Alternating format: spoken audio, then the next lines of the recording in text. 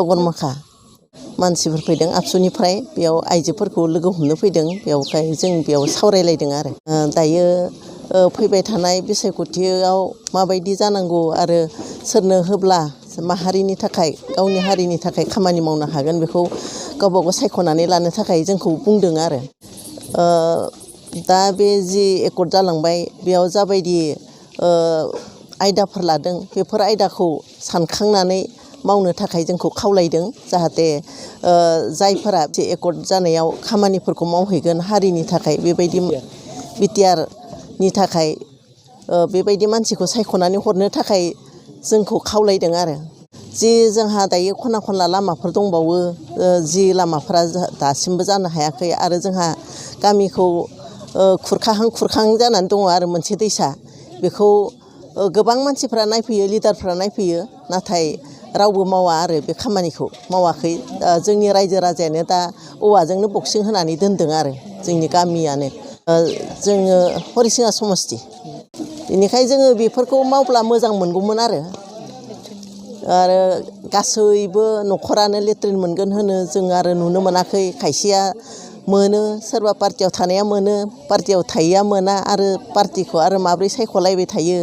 जों सानो गासैबो मोनसे गामियाव थानायखाय जोङो मोनसेल' होननानै सानो आरो बेनिखाय जोङो जाहाथे जि सरकारनि सुबिदा मोनो बेखौ गासैबो मोनब्ला जों मोजां मोनो आरो दाथ' नै लेट्रिनफ्राबो खायसेया मोनदों मोनाखै आरो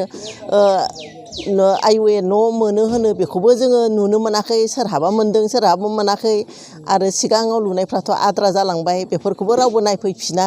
लिडारफोरा जाहाथे बेफोरबायदि जाया आरोबाव जों बेखौ नोंथांमोननिसिम बा जायानो देरहागोन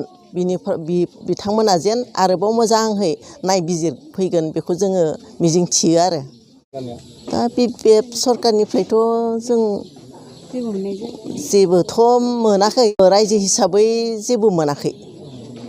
बेक्ति हिसाबैथ' मोननो हागौ नाथाय रायजो हिसाबै नुवाखै आरो जों दा सावरायनायनि गेजेरजों मिथिनो मोनबाय बिटिआर एकर्डआव माने गोबां खामानिफोरा आयदाफोरा माने हारिनि थाखाय मावगोन बेखौ जों नुहुरदों आरो बेनिखाय जोङो बेयाव जोङो मदद होनो इस्सा खालामदों आरो आइजोफोराबो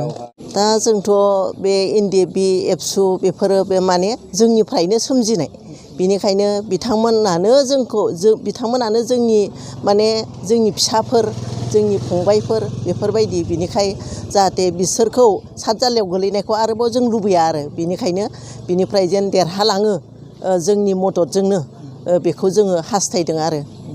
जों बेखौनो बुंनो इस्सा खालामो जाहाथे जोङो बे बेलायावबा जोङो गासैबो खौसे जानानै मोनसे जानानै जोङो हारिनि थाखाय नाजानांसिगोन आरो बे देरहाग्राया बा बिजाथिया